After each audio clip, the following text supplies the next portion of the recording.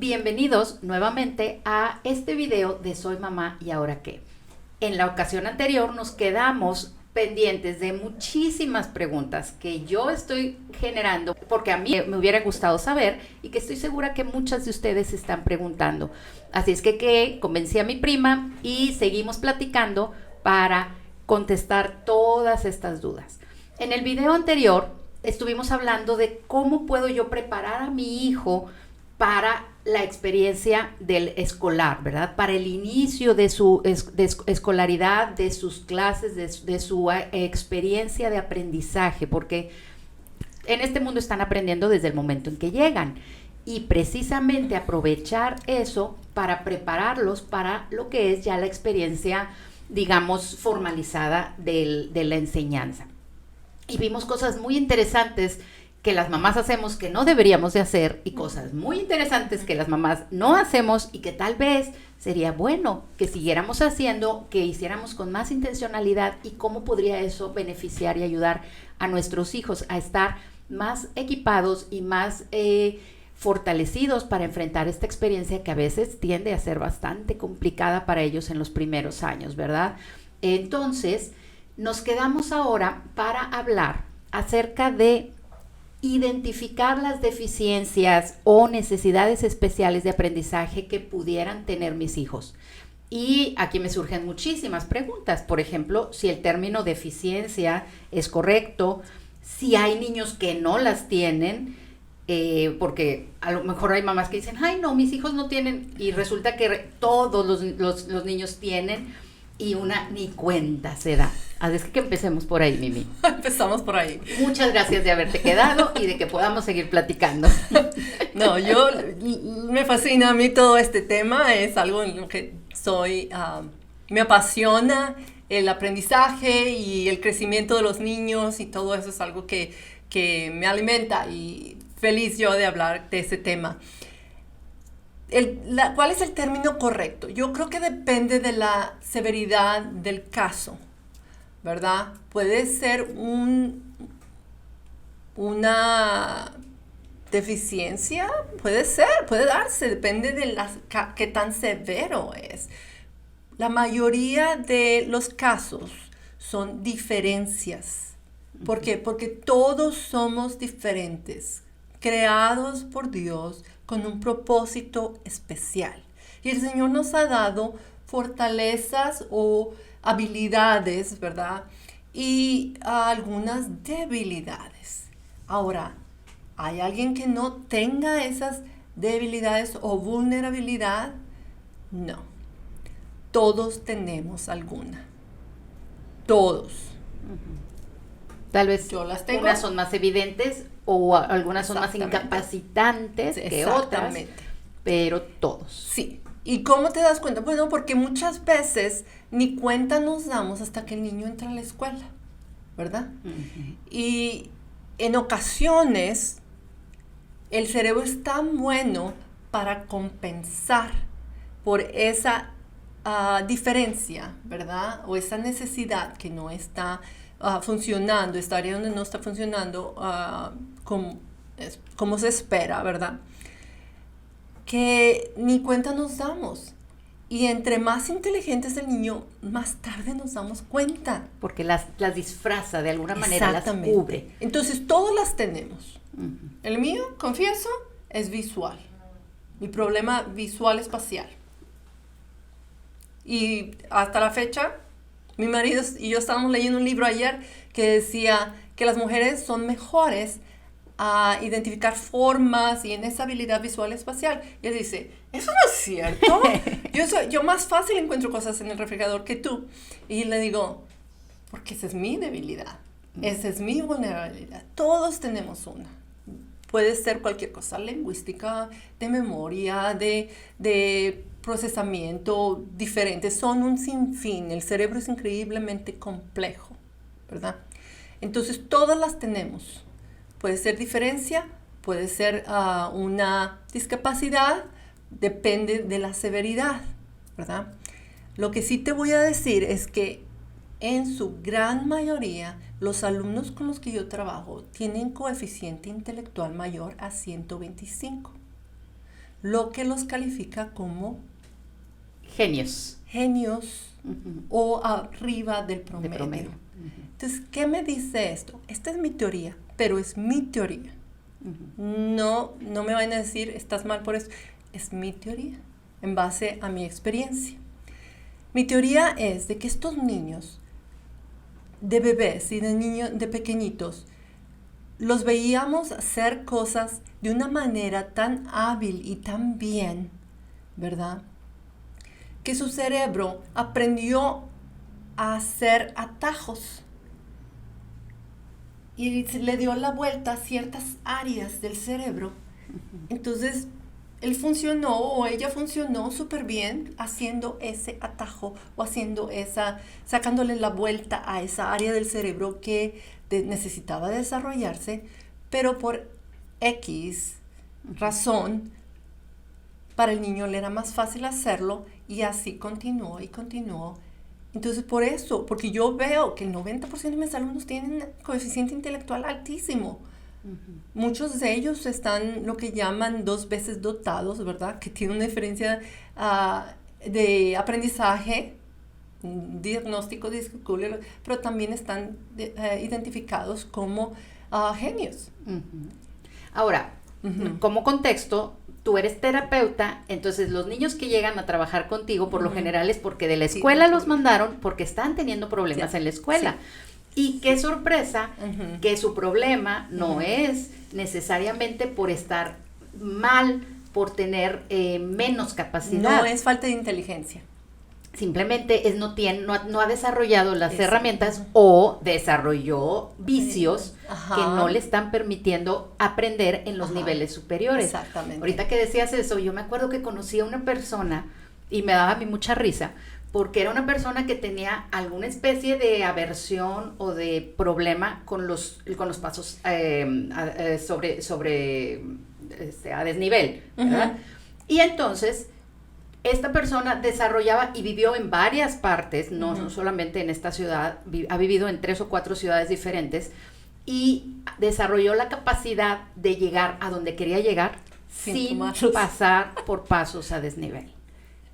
O sea, cada vez que llegaba a una ciudad, simplemente su cabeza empezaba a trabajar para no pasar por pasos a desnivel. Y lo lograba. Es muy común y eso es causado por un problema vestibular, ¿verdad? Ellos sienten que se van a caer, ¿verdad? No se sienten bien parados, digamos, ¿verdad? O seguros, ¿verdad? Cuando empiezan a elevarse. Y eso es causado por un problema de falta físico vestibular. Pero y entonces eso es lo que hacen estos niños. Su cerebro dice, no quiero enfrentar esto, y entonces todos evitamos el dolor. Todo lo que hacemos es para obtener placer o evitar dolor. Y es muy común que vamos a evitar el dolor. Entonces el niño dice, ay no, yo no sé hacer eso. Y le saca la vuelta. Y a veces son muy exitosos sacándole la vuelta, pero tarde o temprano topan con pared y ya no pueden más. Y es cuando vienen las lágrimas y los problemas. Y la frustración. Y a lo mejor el niño causa problemas en la escuela. Sí.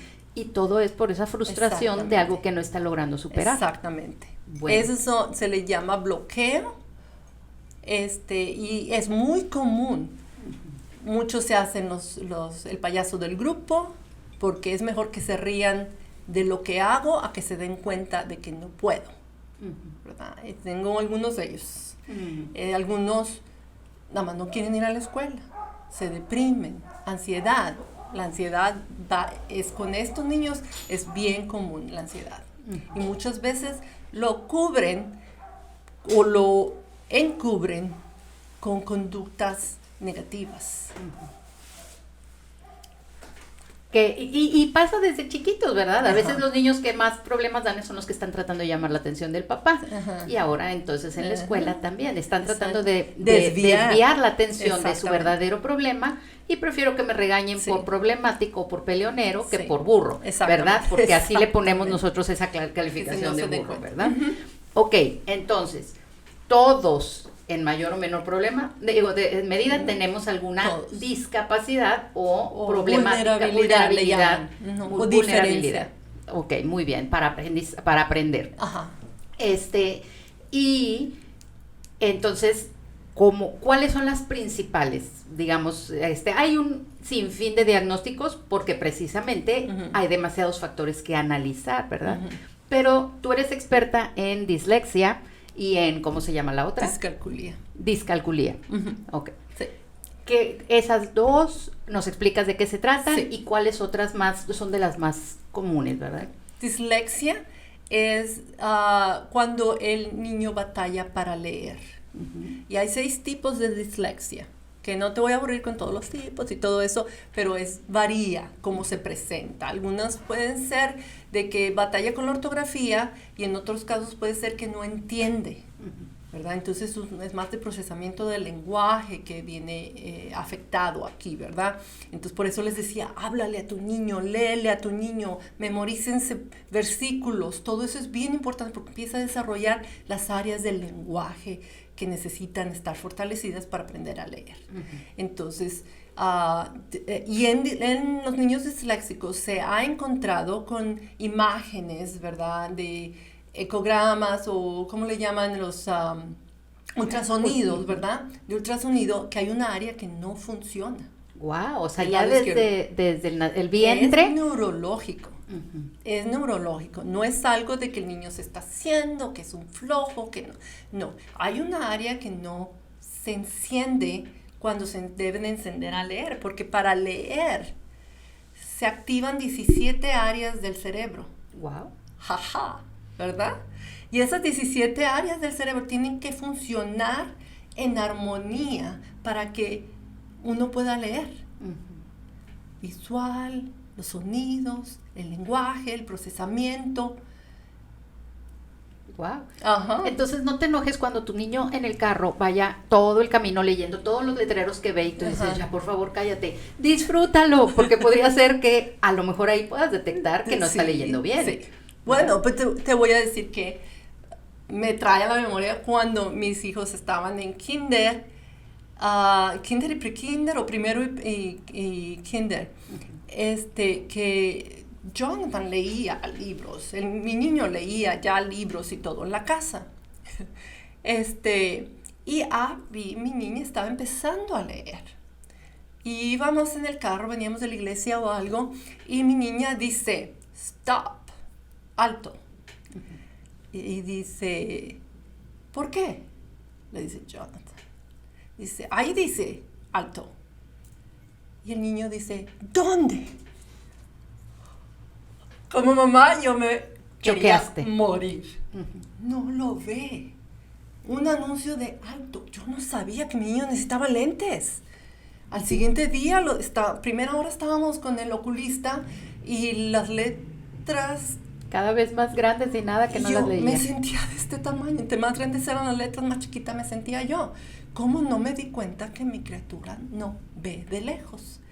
¿Verdad? Entonces, observemos a nuestros niños y mantengamos siempre la mente abierta.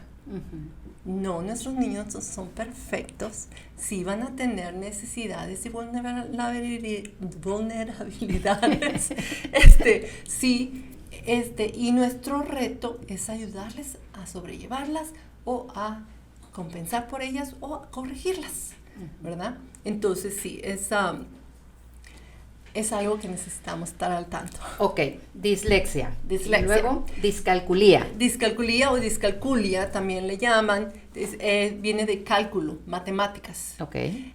Un bebé, cuando tú le das una galleta o le das 3 galletas, sabe dónde hay más. Y se va por donde hay más, ¿verdad? Bueno, hay niños que no saben dónde hay más. No ven el concepto de número.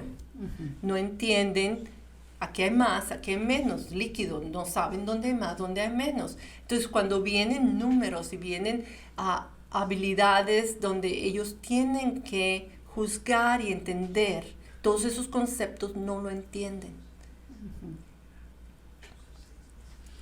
Entonces, matemáticas, discalculia, lectura, dislexia. O sea, esos ejercicios que nos ponían en la primaria, en donde te ponían 3 vasos y tú tenías que decir cuál tenía ellos más, no ellos no ven la diferencia. No pueden verlo. Simplemente ven 3 vasos con leche y no entienden que uno pudiera tener Entonces hay niños y niñas de sexto grado, ¿verdad? Que su nivel de matemáticas es de segundo.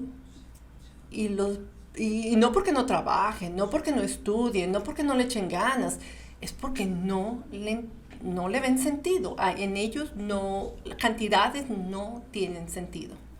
Entonces tiene que trabajar mucho para que ellos empiecen a desarrollar estas habilidades.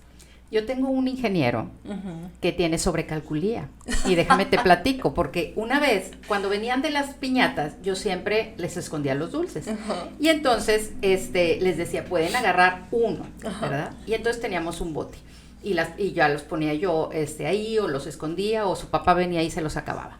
Pero el hecho es que entonces yo tengo ahí los dulces y les digo, pueden tomar, eran vacaciones, alguna cosa especial, ¿verdad? 1 por día.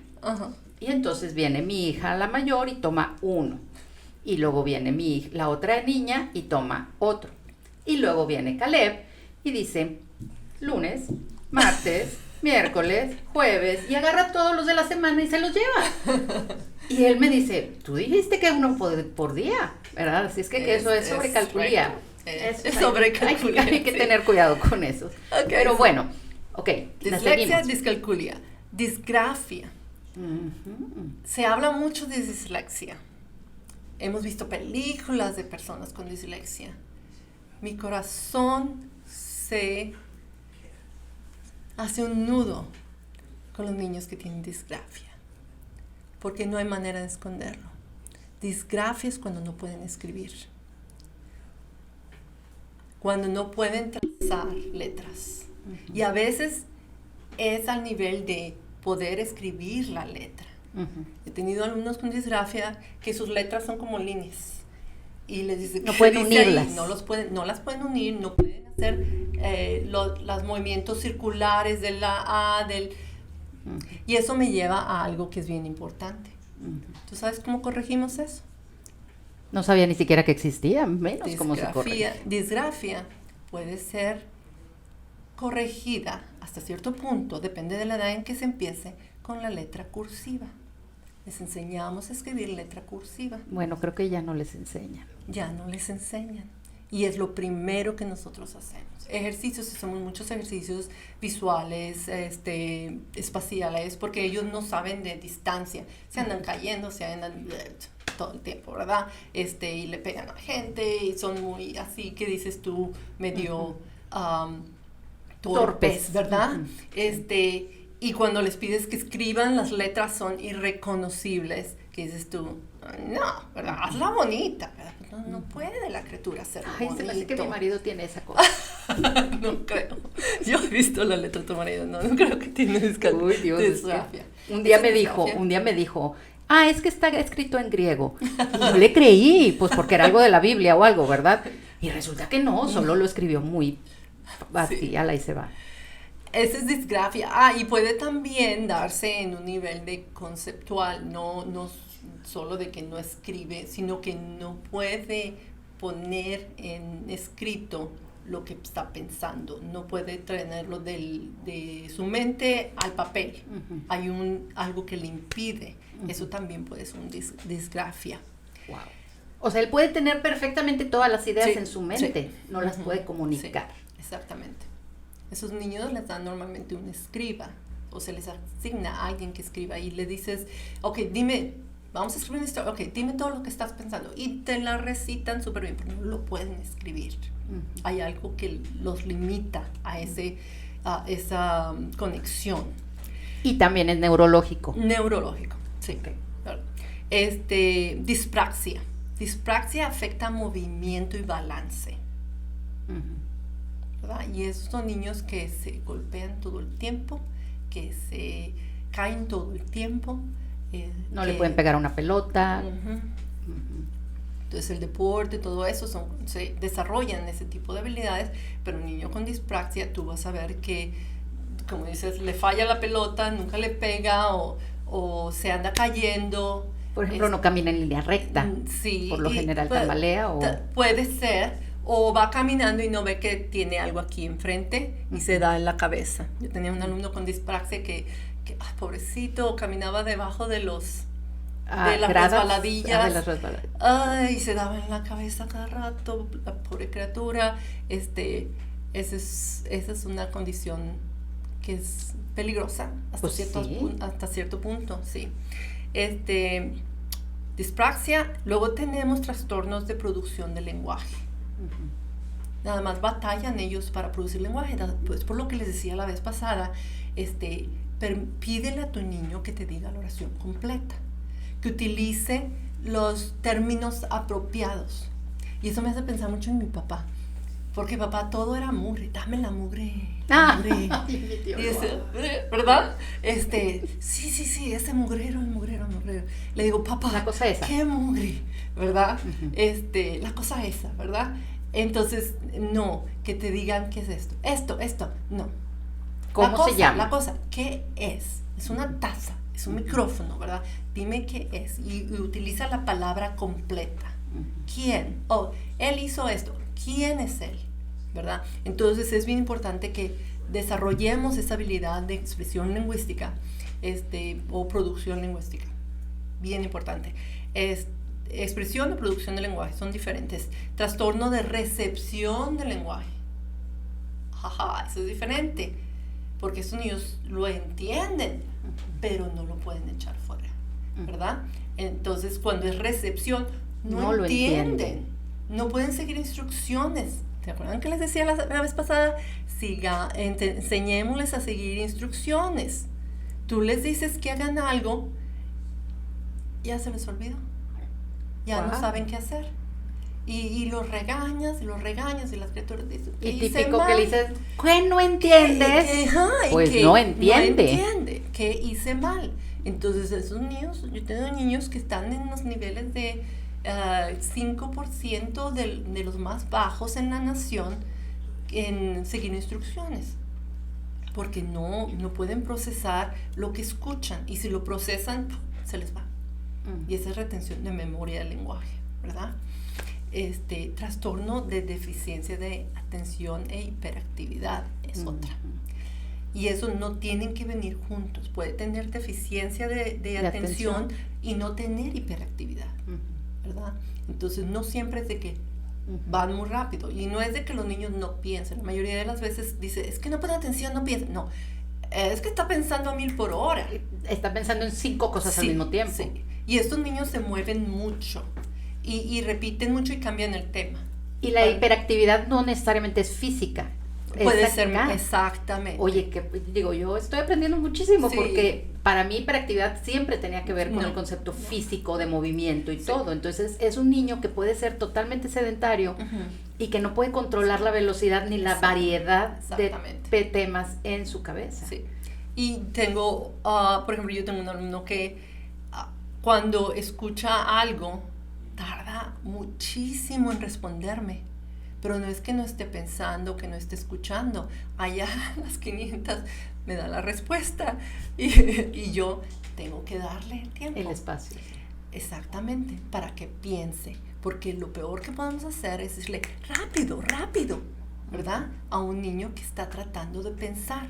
Si le damos la respuesta, tu niño no ganó nada. Lo que hiciste es, le robaste la oportunidad de aprender, ¿verdad? Había... O un psicólogo judío, israelita, de los de los 40, ¿verdad? De posguerra. Alumno de Piaget. Si la gente escuchando, ¿verdad? Sabe algo de educación, exactamente, de educación o de lo que sea de psicología, saben quién es Piaget. Bueno, esta persona fue alumno de Piaget. Y cuando termina la guerra, salen todos estos niños que crecieron en los campos de concentración y se los llevan. ¿Recuerda que empezaron Israel, construyeron su nación, y entonces dicen, este es nuestro futuro? ¿Qué va a pasar con Israel? Sí, esto es nuestro futuro, ¿verdad?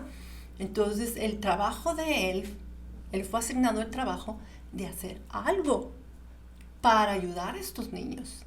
Y esta persona se llama Reuven Feuerstein. Ujú. Desarrolló toda una teoría. En ese momento se pensaba que el cerebro era una máquina fija que no cambiaba. Ahora sabemos que está totalmente equivocado, que el cerebro está cambiando a 1000 por hora todo el tiempo. ¿Verdad? Pero en ese tiempo se decía, pues así te quedaste, ¿verdad? Él dijo, vamos a hacer algo. Y empezó a desarrollar programas y actividades, y estos niños empezaron a salir adelante y aprender. Las habilidades cognitivas, él identificó 28 actividades cognitivas de ingreso, de proceso y de salida, ¿verdad? Cómo entendemos información, cómo la procesamos y cómo la Compartimos o la usamos, ¿verdad? Entonces, este gran psicólogo creó lo que se llama ahorita el Instituto Feuerstein, que es conocido a nivel mundial, y él fue uno de los primeros que comprobó que la mente o el cerebro es moldeable, que es maleable, que cambia constantemente, lo que ahora se conoce como neuroplasticidad o neuroplasticidad.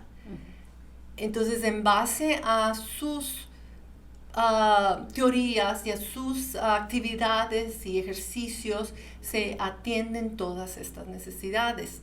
Y él dice, o su lema, su frase célebre es: espera, estoy pensando. Y él dice, enséñale al niño a decir, espera un momento, estoy pensando. Y enséñale a esperar y a pensar antes de actuar. Y eso es una habilidad cognitiva. El autorregularse y pensar, ¿estoy dando la respuesta correcta o estoy dando una respuesta? La que sea, ¿verdad? Y un niño con hiperactividad necesita enseñársele, espérate, ¿qué te pedí? A discernir de todas las opciones que vienen aquí volando. Y desde que tiene tu niño 3, 4 años, tú le puedes decir, ¿qué vas a hacer aquí? Si va a construir una torre, ¿cómo lo vas a construir? Y el niño quiere empezar, ¿verdad? Tú le dices, dame tu plan. ¿Cuál es tu plan? ¿Dónde vas a empezar? ¿Cómo lo vas a hacer? ¿Vas a seguir tu plan? Sí, ok. Empieza. Y déjalo ya que lo haga. Y dice, ¿seguiste tu plan? Todo eso le está enseñando a autocontrol, a pensar antes de actuar. ¿Y cuántas veces nos quejamos? Yo me acuerdo de haber dicho más de una vez a mi hijo, ¿qué estabas pensando, papacito? Y mi marido decía, no estaba pensando. ¿Verdad? Y es por eso, ¿verdad? Necesitamos enseñarles autocontrol. Un niño con hiperactividad también puede aprender autocontrol. Lo que más practicamos, el niño lo va a aprender. El cerebro es moldeable y va a cambiar. Bueno, te quiero hacer una pregunta y tú decides cuándo, para no desviar, pero me brinca aquí, ¿hasta dónde yo como mamá puedo saber que mi hijo le tengo que dar tiempo porque está pensando? ¿Y hasta dónde ya lo perdimos? Ya voló. Si empieza a hablar de otra cosa, si se te va, ¿verdad? Ya se fue, ¿verdad? No lo, pero lo puedes traer. ¿Qué te pregunté? Dice, y estás pensando, tú le puedes preguntar. Yo le digo a este alumno que se tarda su tiempo, le digo, dime lo que estás pensando, o piensa en voz alta, ¿verdad? Yo estoy aquí para ayudarte. Y él ya empieza a decir, ok, esto, pero esto no funciona. Y me doy cuenta de que todo eso está pasando dentro de él. Está haciendo el procesamiento, pero le toma tiempo. Entonces hay niños que toman mucho tiempo y hay niños que no toman nada de tiempo y nada más avientan. Decían en nuestras épocas de estudiantes, ¿qué quieres? ¿Exactitud o velocidad? ¿Verdad? Así y no decían. Siempre velocidad es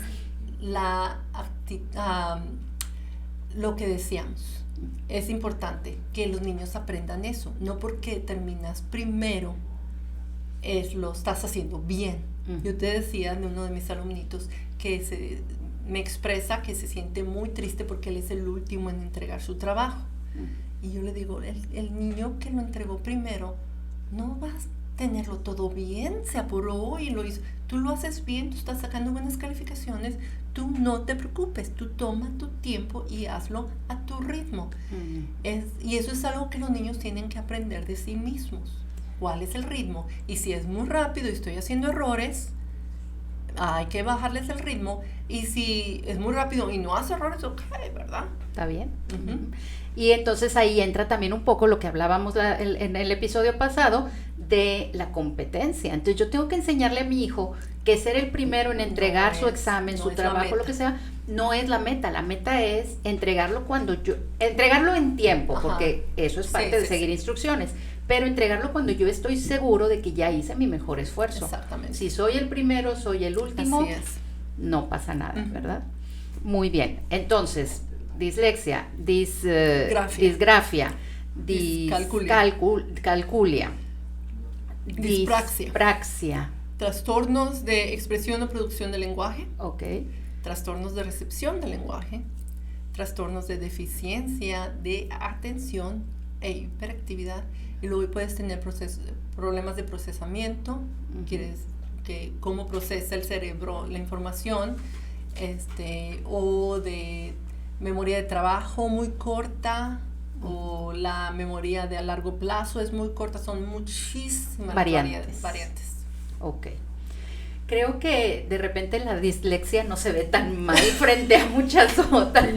Exactamente. Bueno, otra pregunta. ¿A qué edad es posible empezar a detectar esto como padres? No vaya a ser que yo estoy confiado en que no, hasta que ya esté en la escuela. O que yo me esté mordiendo las uñas porque un niño de 2 años no me dice las frases completas, ¿verdad? Mira, depende de la severidad. Hay veces que desde bebé nos damos cuenta, ¿qué está pasando aquí? Si el niño no puede seguir con la mirada, ¿verdad?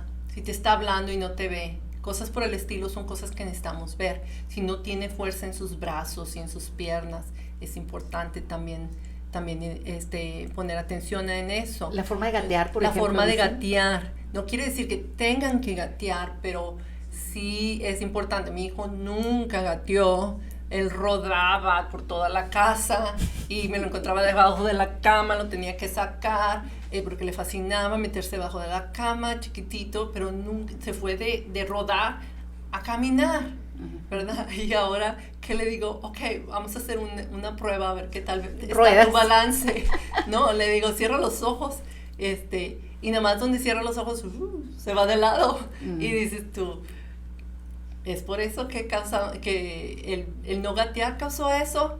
Y él me dice, no te preocupes. No cierro los ojos y ya. Entonces te digo, tiene muchas habilidades, ¿verdad? Y fue muy inteligente y muy capaz y muy buenas calificaciones en la escuela, pero de que todos tenemos una vulnerabilidad, todos la tenemos por algo que hicimos, que no hicimos, o el plan perfecto de Dios en nuestra vida. Pero sí, cómo gatea, si no gatea. La recomendación aquí es lo que llaman el tummy time. Porque desde que tú ves que tu niño, tu bebé, de semanas, de meses, empieza a mover sus brazos y piernas, está alimentando el cerebro. Está diciéndole dónde está en el espacio, en cuál es su lugar, y empieza a desarrollar balance, y ves cuando empieza a levantar su cabecita y todo eso, que todos esos logros sean a tiempo, y algunos se tardan más, otros menos, pero siempre con constante supervisión de un médico, ¿verdad? Que si es muy severa una condición, puede identificarse esa edad. Y es importante que tan pronto como se identifique, se obtenga o se empiece a dar atención. Esa es una. Cuando empezamos de los 3 a 6 años, lo que necesitamos poner atención son 2 cosas. Se pueden identificar futuros problemas de aprendizaje nada más con el hecho de que cómo se sienta mi niño. Puede sentarse sin tener que tener la cabeza en la mesa o colgado en el brazo de mamá o en el hombro de mamá. Está siempre pescado de la pierna de mamá. Está buscando balance.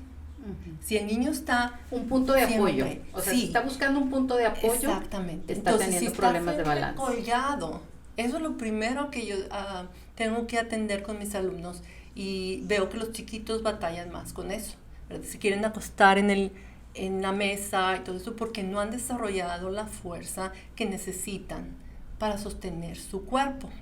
Otros enredan las piernas en las patas de la silla, ¿verdad? Ese es identifica que el niño no ha desarrollado la fuerza que necesita. Esa fuerza la va a necesitar para escribir y para leer. ¡Wow! Uno de los ejercicios que hacemos con los niños de pre-kinder y kinder es que tienen que caminar de puntitas en una línea. El obtener ese balance es donde se están conectando los hemisferios del cerebro. Si un niño no puede caminar sobre esa línea y se va de lado, entonces no tiene el balance todavía. Entonces puede ser una seña de que va a haber problemas de aprendizaje. Entonces algo que practicamos mucho, tú lo puedes hacer en la casa. Ponle un tape o una cinta o la barrita, ¿verdad? Comprarle hazle una barra o algo como en la gimnasia, ¿verdad? O clases de gimnasia. Excelente para desarrollar balance, que es necesario a la hora de estar conectando todas esas áreas que necesitan conectarse a la hora de leer o escribir. O que sus hijos jueguen a la bebe leche. Porque también tenías que brincar, cada vez era diferente, tenías que agacharte, agarrar, y todo eso era balance. Digo, es que ahorita que dices balance, no puedo evitar esas imágenes que a veces ahorita ya los niños no juegan. Porque están enfrente de la computadora o del iPad o del teléfono desde bebés. Yo he visto bebés en los restaurantes que traen el teléfono enfrente. No les hacemos bien a nuestros hijos, pues les estamos privando oportunidades para desarrollar. Cuando el niño empieza, que lo traen en los brazos y empieza a querer escalar, está buscando información. El cerebro de ese niño está buscando información y es necesario que lo dejemos, que lo guiemos. Ruben Feuerstein también decía que no hay mejor mediador es el que te guía, ¿verdad? Para aprender del mundo, que el padre, ¿verdad? Cuando nosotros cogemos a ese niño, lo dejamos que se trepe y lo pescamos y lo protegemos, pero le dejamos experimentar y tener esa oportunidad de aprender y dar información a su cerebro, entonces tú eres el mediador, estás haciendo lo que Dios quiere que hagamos, que le permitamos dar esa información al cerebro. Ese es un tipo de niño, le llaman los noodles o le llaman spaghetti, ¿verdad? Porque están colgados y están buscando algo que los pueda detener. Y luego tienes el niño brincolín, el que está siempre, ¿verdad? Y se cae todo el tiempo y está brincando y no se puede estar quieto. También está buscando información para obtener balance, pero lo hace de una manera distinta. Está sobreestimulado y está buscando de esa manera saber dónde está. También es seña de posibles problemas de aprendizaje. A los 3 a 6 años.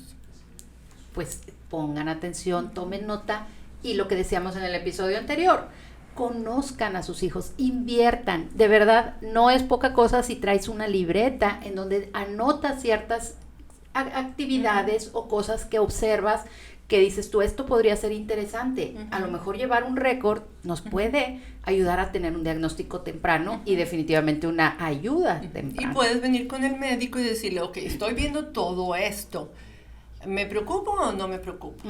Ahora, hay médicos que no tienen conocimiento la capacidad de eso, no están entrenados en esa área y necesitamos buscar personas adecuadamente entrenadas. Eso es importante. Importante. Esa era mi siguiente pregunta. ¿Cómo le hago para saber qué es algo propio de la edad que apenas está aprendiendo, desarrollando, y qué es algo que ya me pudiera estar indicando una discapacidad? Ok. Esto es a los 3 a 6 años. Ahorita nos metemos del 6 en adelante, 6 a 18 años. ¿O quieres ir primero a eso? lo que yo necesito observar es de que si yo como mediador, como apoyo de mi hijo, estoy ayudándole y yo empiezo a ver progreso, ok, sigue ayudándole, sigue guiando, sin hacerlo por él, es muy diferente. Una cosa es ser el mediador y ayudarle y guiarle, o terminar haciéndolo por él. Totalmente distintos puntos. Por ejemplo, si yo estoy cargando a mi bebé y mi bebé quiere alcanzar la hoja del árbol, lo que él quiere es la experiencia de cuánto tengo que esforzarme para llegar y alcanzarla. No quiero la hoja. Y si yo voy y le agarro la hoja y se la doy para que esté en el piso, porque mi seguridad es que el niño esté en el piso y no en el árbol. Entonces le privaste de aprender sobre distancia, de aprender, de desarrollar sus músculos que van a traer balance.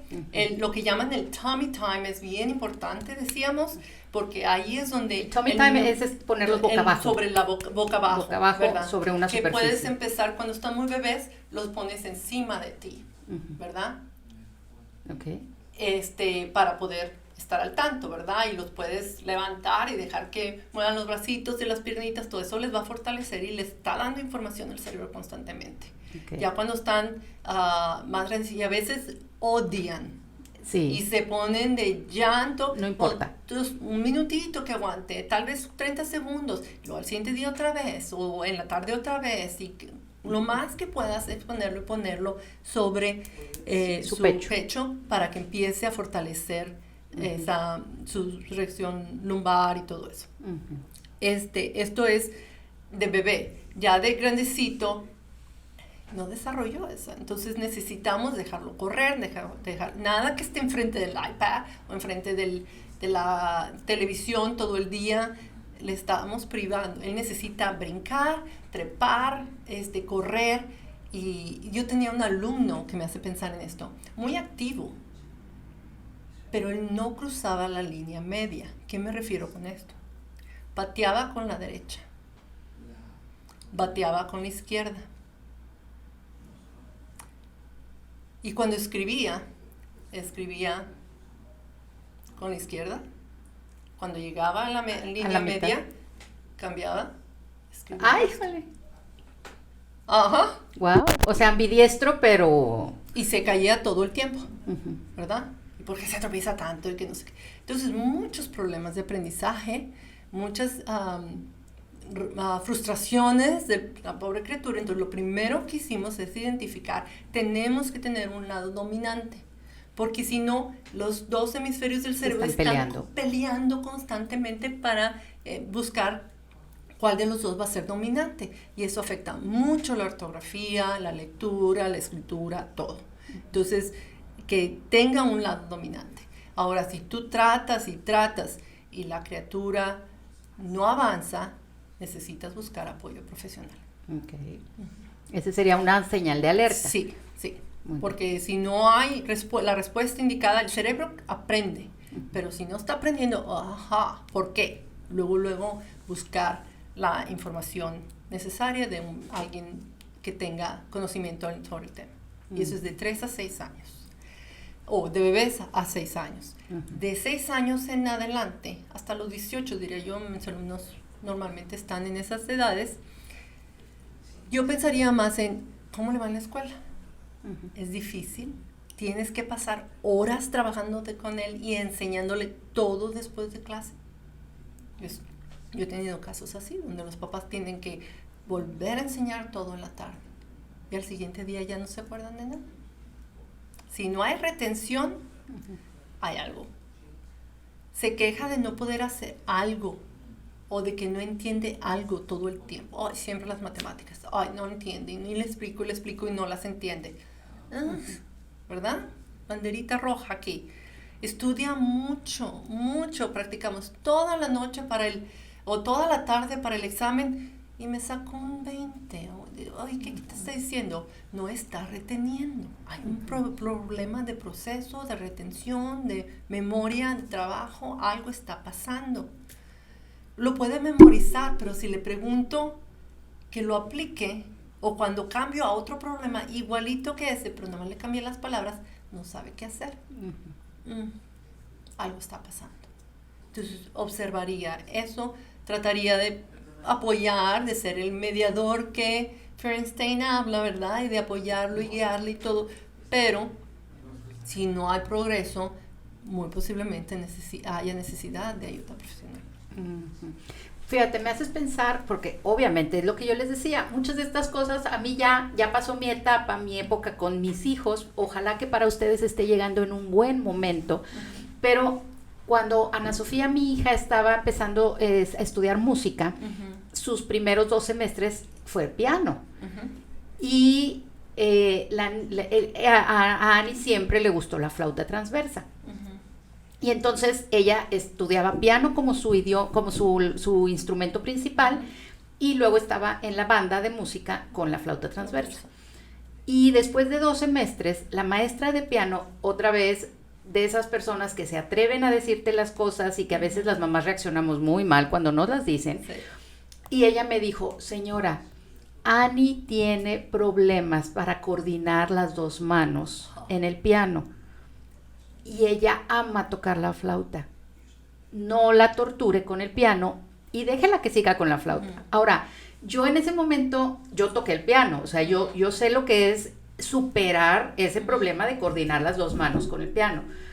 Y una parte de mí decía, no, mi hija tiene que poder, es cosa de que practique y de que lo haga.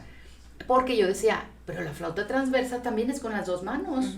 Nada más que las 2 manos están del mismo lado y están coordinadas para tocar la misma nota. Exactamente. Solo las 2 manos tocan una nota a la vez. En el piano, las 2 manos pueden tocar 6 notas al mismo tiempo. Exactamente. Entonces ahorita estoy viendo, bueno, no estoy quemando a Ani. Ani toca la flauta precioso.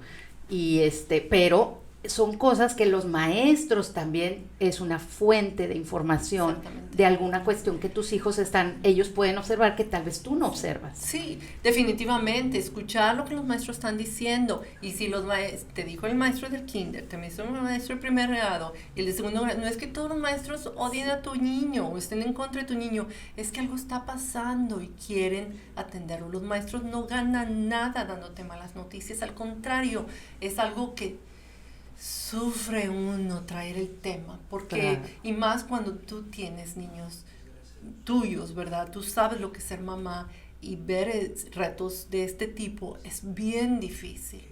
Y lo hace uno cuando tiene apoyo del Señor en mucha oración. A veces es bien recibido, a veces no, pero es necesario dejar saber que existe una dificultad. Ahora, ¿cómo decido? ¿La empujo a que siga trabajando o la dejo que nada más toque la flauta transversal? Bueno, depende de que si esto va a afectar otras áreas de su vida, a lo mejor es mejor empujarla, ¿verdad? Y hacerla batallar un poquito. Porque yo les digo a mis alumnos, terapia no es divertido todo el tiempo. Tenemos que ir a donde duele y tenemos que hacer presión y forzar esas conexiones que no están haciéndose naturalmente, ¿verdad? Las vamos a forzar y yo sé que le quieres sacar la vuelta, que no es divertido, pero es necesario para que tengas una mejor experiencia en la escuela.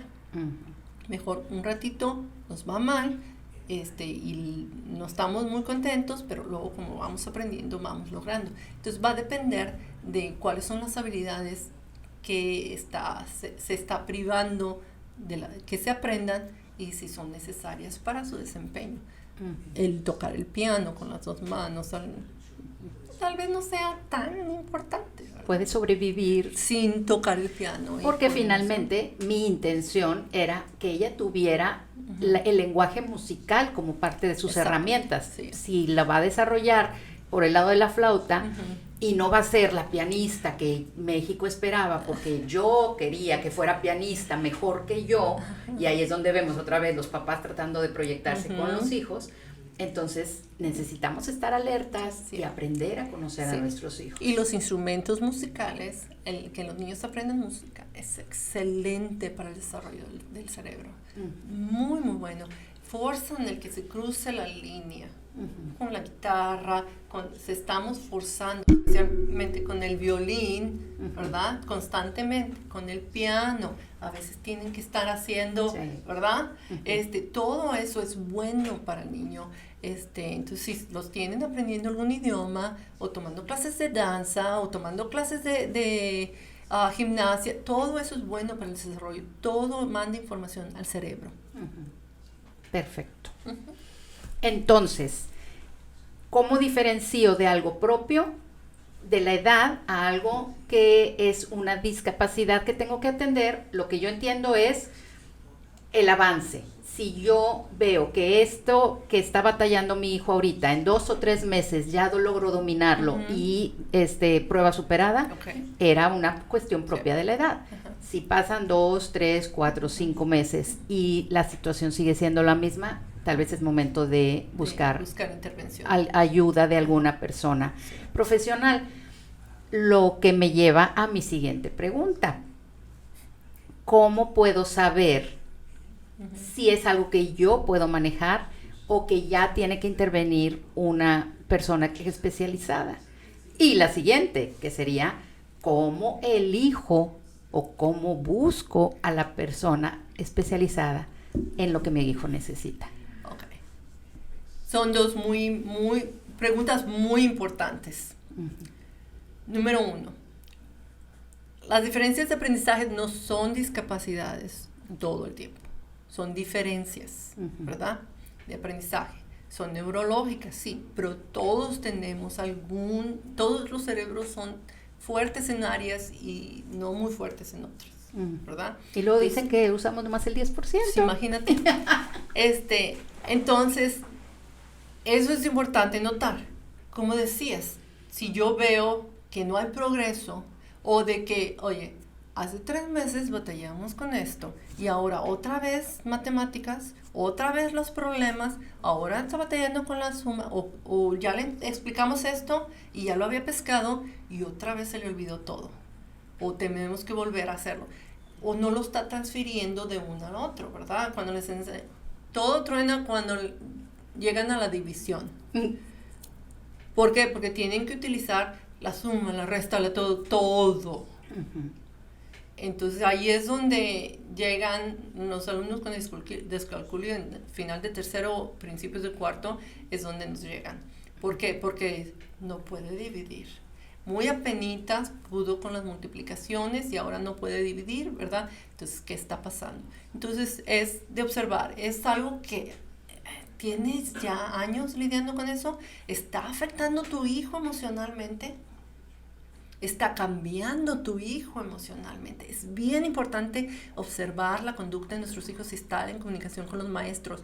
Si tú notas una dificultad, comunícate con los maestros. A mí me decía una maestra en 6º grado, porque yo, maestra, experta en lectura, yo no identifiqué el problema, la dislexia de mi hija, hasta que los maestros dijeron, es que Abby no puede hacer esto, es que tu niña no puede hacer el otro. Y yo, sí puede. Y cuando me di cuenta dije, no puede, ¿verdad? Qué valioso que digas eso, Mimi, porque eso como papás nos quita, o sea, no sé, tal vez algunos de ustedes están escuchando esto y ya se sienten los peores porque no lo identificaron, porque no estuvieron poniendo atención o porque las señales les pasaron. Pero tú dices, yo soy experta. Se supone, ¿verdad? Se supone yo que... saqué a mis niños de la escuela para darles clases en casa porque yo veía, no está avanzando, no le están enseñando bien. Y yo traté todas las estrategias, especialista en lectura, todas las estrategias que me funcionaban con mis alumnos, no me funcionaban con ella.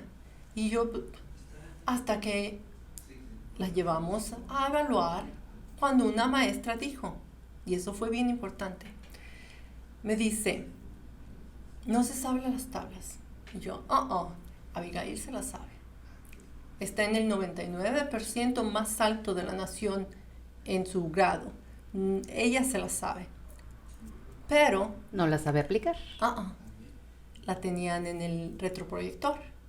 La luz brillante causaba que sus ojos se irritaran, lo que causaba problemas. Entonces, ella no pudo funcionar. Fue la primera. Es algo como perdóname que te interrumpa, es algo como lo que pasa, por ejemplo, con los ataques epilépticos, que les ponen destellos de luz y su cabeza empieza a hacer conexiones raras que causan exactamente. shock. Entonces, en el caso de ella, era una condición médica, ¿verdad? De que la luz estaba causando problemas. Y el contraste fuerte, ¿verdad? También causaba problemas, porque ella podía leer libros de cuarto y quinto grado sin ningún problema, pero no podía leerlos de primero y segundo, no tenía sentido.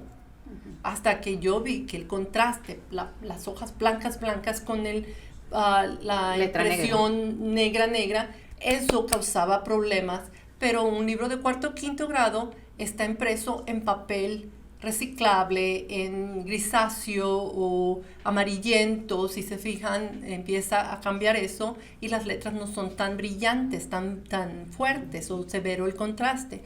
Eso fue lo que me hizo ver, ok, puede leer estos libros, pero no estos. ¿Cómo está eso?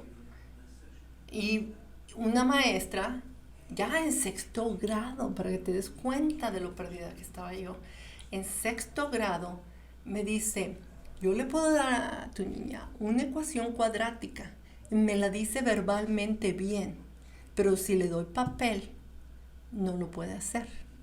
Si le pongo papel y lápiz y le digo, resuelve esta ecuación cuadrática, ella se hace bolas. ¿Por qué? Pues la evaluaron e identificaron que tenía una condición que causaba todos estos síntomas y en ella resultó causada por alergias, por inflamaciones, por esto, por lo otro, ¿verdad? Pero todavía causaba los problemas similares a la dislexia, ¿verdad? Que ahorita ella está diagnosticada con dislexia, pero eso fue algo que a ella le liberó.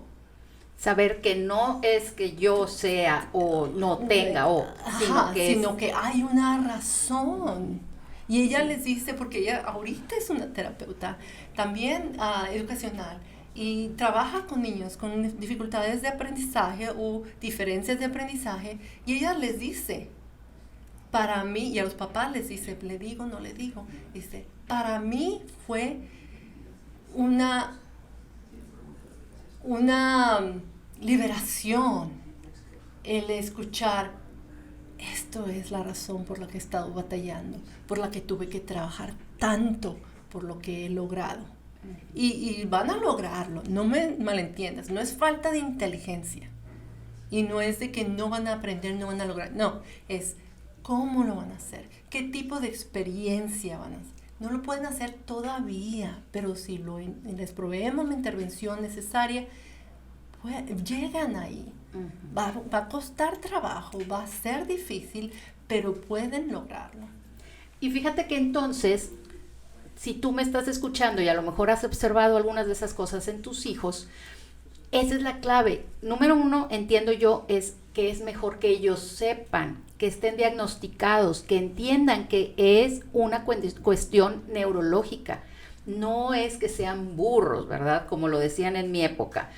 Y que se puede trabajar y simplemente el camino va a ser diferente al del resto de sus compañeros. Va a tener que tener técnicas, estrategias y a lo mejor cuidados diferentes, pero lo puede lograr, y una vez que llegue a asimilarlo y aprender a manejarlo, que se cuiden los demás, porque sobresalen. Sí, porque son personas extremadamente inteligentes en la mayoría de los casos, muy, muy inteligentes, que nos han hecho tontos y no nos hemos dado cuenta de los problemas. Y otra cosa que es importante entender es que las maestras no están entrenadas para identificar estas necesidades, solo ven que hay problema.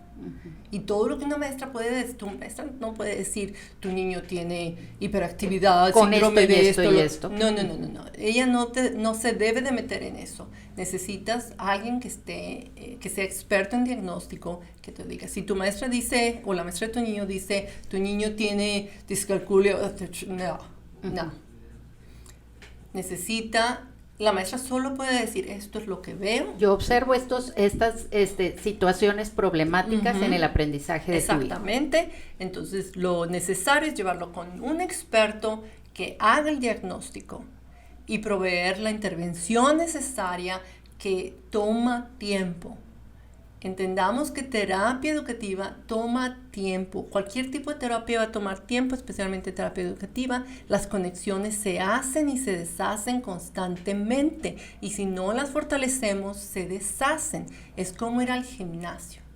Yo le digo a los papás que empiezan, dice, si no vamos a ser constantes, ni tires tu dinero. Porque todo lo que hagas no va a funcionar. Es como si compras tu membresía en el gimnasio y no vas 3 veces al mes. No vas a perder las 20 libras o los 10 kilos que traes encima, ¿verdad? Necesitamos tener constancia y ser bien fieles. Todo es la intensidad de la estimulación, la constancia, la consistencia y la duración de qué tanto dura. Una sesión de terapia dura 1 hora y 20 minutos, no es corta. Okay. Y es para poder cubrir todas las necesidades que tiene. Entonces, sí es bien necesario, la maestra no tiene la habilidad de decirte si tu niña tiene o niño tiene esto o el otro, y si se identifica entre más temprano, mejor. Los resultados son normalmente más positivos entre más temprano. No tienen los problemas emocionales y de conducta que tienen cuando llegan. Esto ya tiene muchos años sí, dándose. Y tienen fracaso tras fracaso tras fracaso. Te estoy entendiendo entonces que, por ejemplo, a diferencia de una gripa, que tú vas con el doctor y le dices, mi hijo tiene esto y esto y esto y esto, y dice, es una gripa, tómese esto y en 4 días va a terminar o va a ver los resultados. Aquí ni va a haber un diagnóstico en la primera cita en donde te digan, sí, tu hijo tiene esto y esto, vamos a hacer esto y resulta. El diagnóstico se va a tardar en función de la gravedad, la manera en la que se manifiesta esta condición en tu hijo.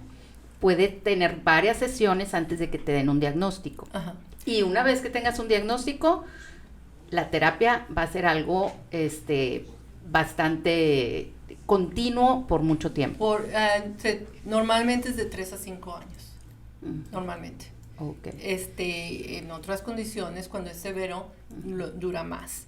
Pero una cosa que es importante es que la evaluación la hacen en unos días, normalmente, al menos las personas que hacen diagnóstico con los que trabajamos nosotros. A través de exámenes psicométricos y eso. Se tardan como un mes, a lo mucho, en darte resultados, pero las evaluaciones las hacen depende de la condición, porque si tu niño es hiperactivo y batalla para poner atención, necesitan varias sesiones.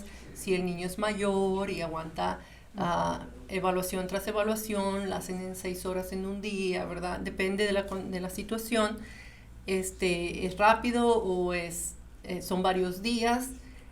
Y lo que hacen es evaluar el funcionamiento cognitivo del niño, ¿verdad? Qué tan rápido procesa información, si puede ver secuencias, si puede ver un montón de habilidades cognitivas que son necesarias para el aprendizaje.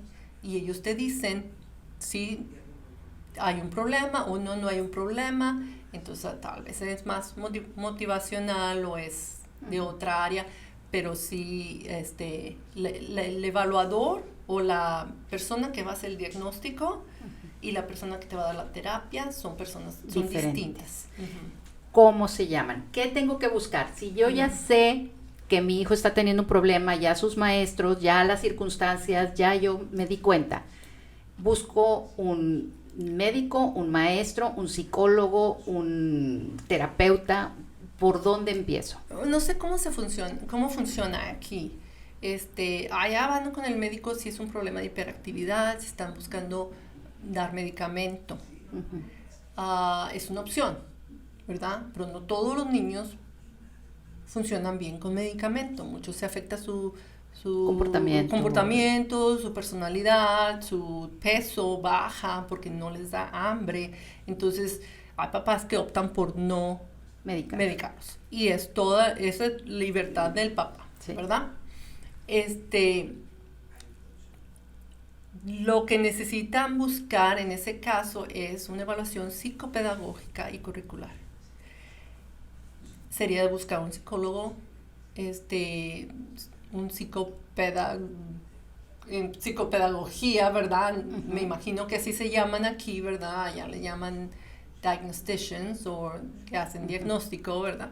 Y son psicólogos clínicos, psicólogos educacionales, Ujú. ¿verdad? Y hacen las evaluaciones, ¿verdad? Ah, y de ahí ya el psicólogo te va por el reporte, ¿verdad? Y te dice, esto significa esto significa lo otro, y esto lo recomiendo en la escuela, esto lo recomiendo en la casa, y esto es si terapia es necesaria o no, ellos también te lo dicen. Ok. Y entonces tienes que buscar a un terapeuta. No te lo da el mismo psicólogo, sino que Y ellos buscas a pueden otro. tener los contactos, Ellos ¿verdad? te ¿Quién recomiendan. quién puede proveer la terapia? No sé, yo soy certificada por el programa de NILD, ¿verdad? Que es el Instituto Nacional del Desarrollo del Aprendizaje, y hay un NILD, se llama en inglés, o NILD México. Ujú. Yo no sé si hay terapeutas aquí en Certificados Monterrey, en sé Monterrey. que hay muchas en la Ciudad de México, pero no sé si haya aquí. Ujú. Eso es algo que necesitarían. Si tienen preguntas, si quieren buscar información, pueden ir a la página y agendar una consulta Ujú. conmigo, ¿verdad? Ujú. Eso también es posibilidad. Si nada más tienen una pregunta y dicen, no sé si preocuparme, no sé si hacer algo, o qué puedo hacer, tal vez podamos guiarles con ejercicios y actividades que pueden hacer ellos mismos en casa, si es nada más que creo que necesitamos trabajar en esto o el otro. Ok. A lo mejor voy a hacer una pregunta muy tonta, ¿verdad? Mm. Pero me viene ahorita a la mente. Ujú. Em, ¿Yo debería de llevar a mis hijos a diagnosticar aunque no observe nada? ¿O sería meterme en Camisa más... sí, sí. mira, el diagnóstico te va a decir si Siempre te va a decir que hay algún no, problema. no, no, te va a decir en lo que está fuerte y en lo que no. Ujú. Y yo he visto resultados de alumnos que tienen resultados muy, muy normales, en todo, súper altos, ¿verdad? En unos 90%. Te digo, estos niños tienen habilidades muy, muy obvias, ¿verdad? Y hay otras habilidades que no lo son. ¿Puedes llevar a tu niño a evaluar? Oh, claro, claro. Ahora, ¿quieres tener eso de que algo va a pasar pronto, ¿verdad? Porque no hace bien X o batalla con la memoria corta, ¿verdad? O la memoria de trabajo, de largo término o lo que sea, ¿verdad? O el nivel de procesamiento es muy lento, me dijo la que me hizo el diagnóstico. ¿Quieres tener algo así Y luego ya, a ¿verdad? partir de ahora, ya eso va a ser mi filtro para Exactamente. mis hijos. Aquí viene, ¿verdad? Entonces es algo de que es tu decisión últimamente, el papá es el que decide, pero yo como mamá, yo tal vez no lo quisiera hacer. Yo cuando mis alumnos venían en el salón de clase, yo les decía a los papás, cuando me decían, batalla con esto, batalla con lo otro, déjeme conocerlo y luego platicamos. Porque muchas veces el cómo les enseñamos hace gran diferencia. Mm. Entonces sí es algo que yo recomiendo esperar a que empiecen a ver, ¿verdad? Esto sí, si el niño tiene entre unos 4 o 5 años y tú lo ves colgado todo el tiempo y todo eso, lo primero es buscar gimnasia o actividades esas que ejerciten las áreas de control, de balance, es importante. Ahora, si todavía ves que no hay respuesta, puede ofrecerse una evaluación que esa sí se puede hacer por el terapeuta.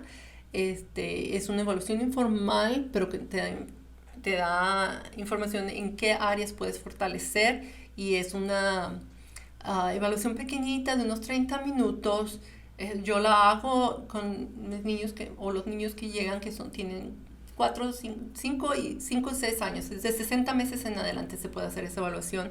Y ahí es donde podemos identificar, ya hay un problema con proceso de discriminación auditivo, o con esto, con lo otro que esté sucediendo, y empezar a hacer ejercicios bien dirigidos a eso. Eso sí se puede hacer, ¿verdad? Y si yo fuera la presidente y decidiera que se deba de hacer, yo requeriría que todos los niños de 6 años tuvieran esa evaluación. En la escuela donde yo trabajaba, todos los niños que entraban tenían esa evaluación, todos. Y en muchas escuelas se hace para identificar inmediatamente y proveer la intervención tan temprano como sea posible. Bien importante. Entre más temprano es mejor. Ok. ¿Cómo ves, mijito? ¿Te llevamos a evaluar para tu discalculía? Supercalculía, perdón, tu supercalculía. Ok.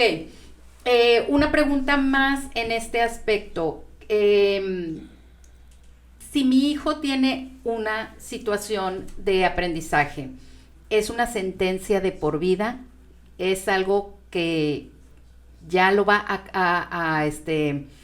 a definir?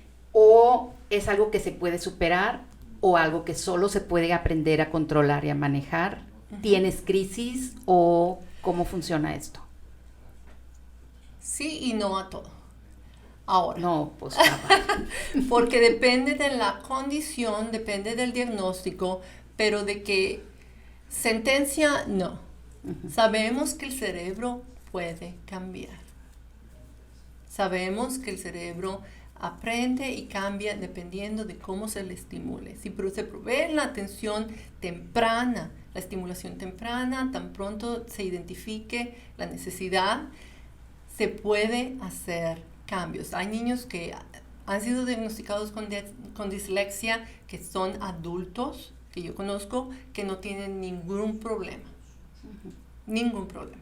Se les enseña de manera distinta. Que son disléxicos, pero se les enseña a poder procesar lo que leen de cierta manera. Se fortalecen las áreas que están débiles o vulnerables y se atiende eso. Sentencia no es. Que va a ser la manera como mi niño aprende distinta, sí, ¿verdad? Pero una vez que aprende mi niño a aprender,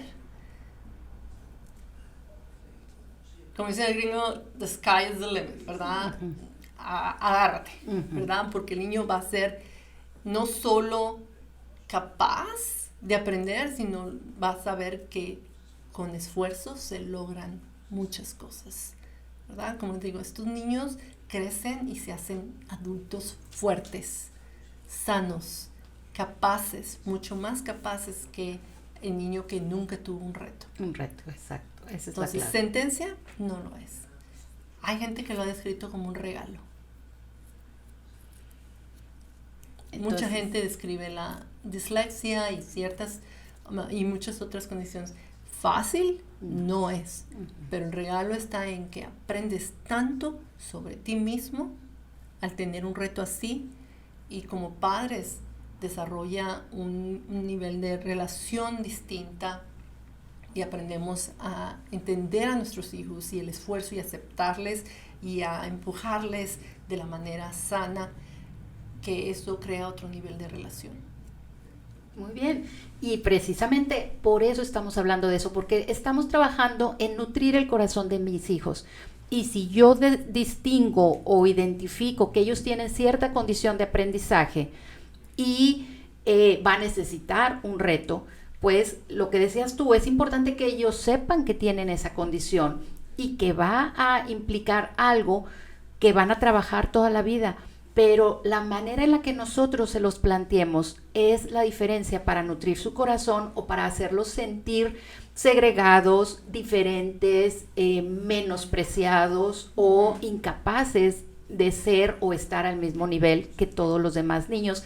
desde su perspectiva, porque ellos no están viendo los problemas que otros niños también tienen. Ellos solo están viendo que ellos tienen ese problema. Uh-huh. Entonces, nuestro trabajo como papás, al aprender a conocerlos, es también enseñarlos, como decía ahorita Mimi, a conocerse a sí mismos, uh-huh, y a entender que esto puede ser una bendición, porque es una decisión que Dios tomó, uh-huh, para poner en sus vidas con un propósito especial.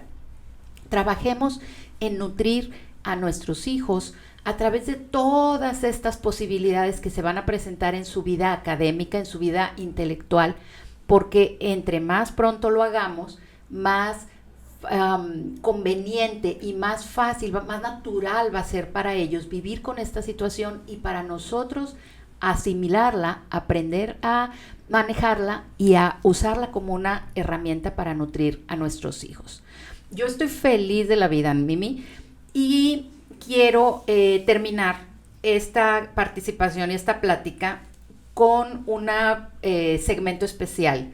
Tú tienes 30 años de experiencia como maestra, estuviste frente a grupo y ahorita sigues como terapeuta atendiendo niños. Entonces quiero un segmento especial, tal vez mucho más breve que los anteriores, en donde tú le hables a los maestros. Tú precisamente decías ahorita, los maestros no tienen la capacidad, y si en Estados Unidos no, aquí en México mucho menos, para diagnosticar, para incluso a veces para entender, uh-huh, que esto que está pasando con este niño no necesariamente es un problema de conducta, sino un problema de aprendizaje. Uh-huh. Entonces yo quisiera que les hablaras a nuestros amigos maestros, que tal vez podrían ser también papás y que te identificas con ellos, uh-huh, o que podría ser simplemente un maestro que está buscando nutrir el corazón de sus alumnos. ¿Cómo manejo? Yo tengo 3 preguntas, tú manéjalas en el orden y la forma que tú quieras. ¿Cómo manejo un grupo en el que tengo alumnos regulares, podríamos poner el concepto, y alumnos con necesidades especiales? ¿Cómo identifico a los alumnos con necesidades especiales en cuanto al aprendizaje, verdad? Específicamente en este tema, hay muchas otras necesidades especiales. ¿Y cómo trato con los papás de esos alumnos que necesitan atención especial? Ok. Primero, ¿cómo manejas un grupo que tiene, todos los grupos van a tener? Se dice que en cada grupo hay mínimo 3 con necesidades especiales o diferencias de aprendizaje. 3 alumnos en un grupo promedio de 20 alumnos. Uh-huh. Es muy común. ¿Cómo lo manejas? De la manera más efectiva que yo aprendí a manejarlo es con grupos. Yo manejé lo que son los grupos de lectura, los grupos de escritura, las conferencias personales, individuales con cada uno de mis alumnos. Y para esto, durante el tiempo que el niño está haciendo su trabajo independiente, no es tiempo libre para un maestro, siempre estás en todo, pero es importante jalar uno a uno de mis alumnos, tener esas conversaciones, ver si está entendiendo lo que está pasando, hacer un chequeo de cuál es el nivel de lectura de cada uno de mis alumnos, y si yo estoy viendo, ok, eso está raro, está muy bajo y no está entendiendo o comete este error constantemente, tomar nota y como mínimo 4 veces en el año escolar, tratar de ver a cada uno de mis alumnos independientemente. Esa era mi meta. Cuando ya empecé a desarrollar una habilidad de hacerlo más constante, yo veía a todos mis alumnos mínimo 1 o 2 veces por semana, independientemente, mientras que los demás alumnos estaban trabajando. Es caos organizado. No es fácil, especialmente cuando eres nuevo como maestro, es un reto, pero es una manera de aprender que los niños se hacen bien independientes, porque ellos están trabajando en sus grupos pequeños, están discutiendo, están contestando preguntas, están leyendo independientemente, y luego cuando vienen conmigo hacemos la discusión personal. ¿Qué estás entendiendo? A ver, léeme esta partecita. Y ahora, si yo identifico, ¿verdad? Fulanito está batallando con seguir las líneas, está batallando con las matemáticas, no entiende esto, no entiende el otro. Entonces yo a ese niño normalmente iba un mensajito a la mamá y decirle, ¿le molesta si trabajo con fulanito por 20 minutos después de la escuela, tal día y tal día, ¿verdad? Trataba de darle mínimo unas 6 sesiones después de escuela a ese niño o niña. Después de que pasaban esas 6 sesiones, si yo no veía un progreso, entonces yo me sentaba con las mamás o papás de estos niños y les hacía ver que después de todos estos esfuerzos, algo está pasando, algo no está encajando. Y yo quería que ellos supieran, ¿verdad? Que hemos tratado esto, hemos tenido conferencias individuales, hemos tenido actividades de equipo, hemos discutido, está en este nivel de lectura o este nivel de matemáticas. Detalle, documentación es importante y después ya sentarse con los papás y decir, ok, esto es lo que yo veo y se los dejo a ustedes para que ustedes decidan qué hacer. La mayoría de las veces decían, ¿qué hacemos? A veces te mandan a Lucas, ¿verdad? Y no hay nada que hacer. La maestra está mal, tú no entiende a mi niño. niño, ¿verdad? Entonces, pues, ni modo. Pero la mayoría, en un 99% de las veces, después de que tú has mostrado todo ese esfuerzo para apoyar y ayudar al niño, entonces hay un deseo del papá de decir, oh, mira, está haciendo algo por mi niño, no es de que nada más, tú no sabes. No es por quitárselo de encima, porque ya le dedicó mucho tiempo previamente. Y claro, todo esto con la aprobación de tu administración, ¿verdad? Porque muchas escuelas no aprueban el que te quedes después de clases o déjale saber lo que estás haciendo, ¿verdad? Es importante. Eso es lo que yo hacía. Y eso me funcionaba bien. Los papás veían que no era nada más que yo nada más no quería el niño, que es normalmente la reacción del papá. Tú nada más no entiendes a mi niño es, pues sí, muy inteligente. Pero ¿por qué? Siendo tan inteligente está batallando como está batallando. Eso es bien importante. Entonces, eso yo lo traía con mucho respeto y honestamente estos niños tienen cualidades bien obvias. Cuando tú estás hablando con un papá, necesitas saber que tú ves lo bueno también. Y que eso es muy importante. Muy importante. Y sí, fulanito está batallando con matemáticas, ¿verdad? Pero empieza por lo bueno. Empieza por identificar que la niña es súper linda con sus compañeros. ¿Sabes lo que hizo? Mira, él le prestó no sé qué y ¡ay, qué linda! Me dio tanto gusto ver. O siempre ayuda a fulanito, ¿verdad? Habilidades que son también necesarias, ¿verdad? Existe el coeficiente intelectual, pero también el coeficiente emocional, que es muy necesario y se sabe que las personas con coeficiente emocional más alto son más exitosas sí, totalmente. que las personas con coeficiente intelectual alto.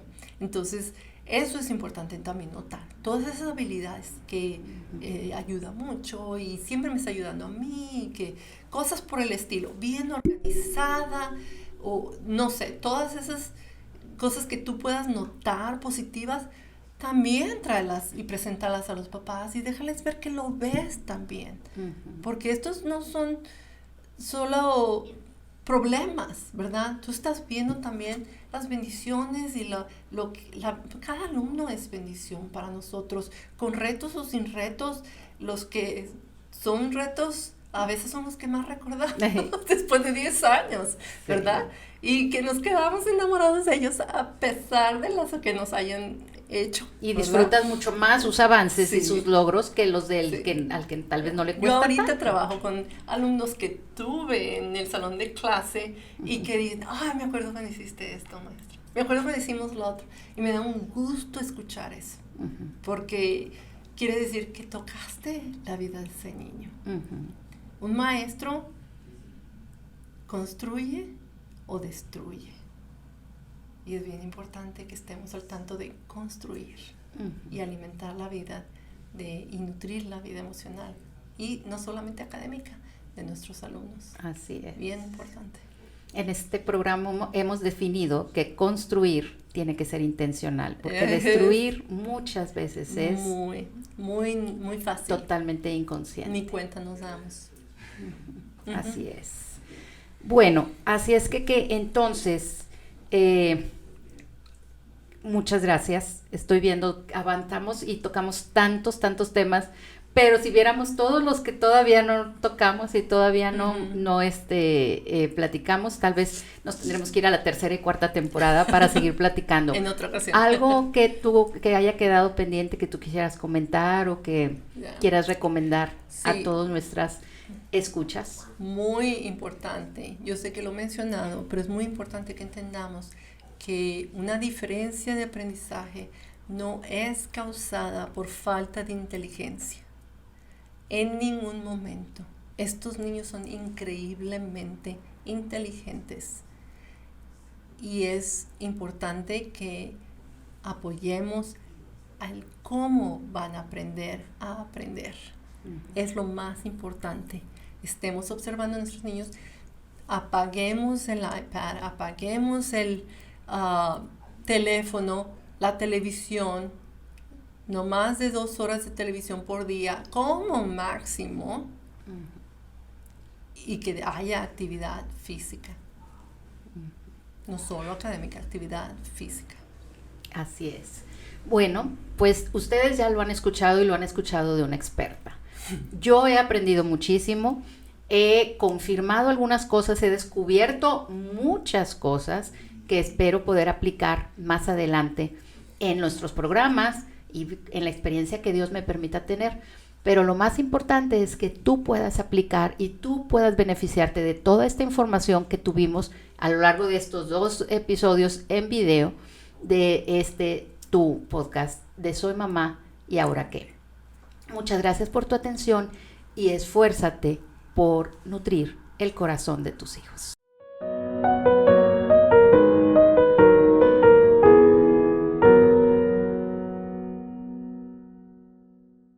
Si tienes más dudas o quieres más información acerca de este tema, puedes escribir un correo a la siguiente dirección: academics@joabgroup.com.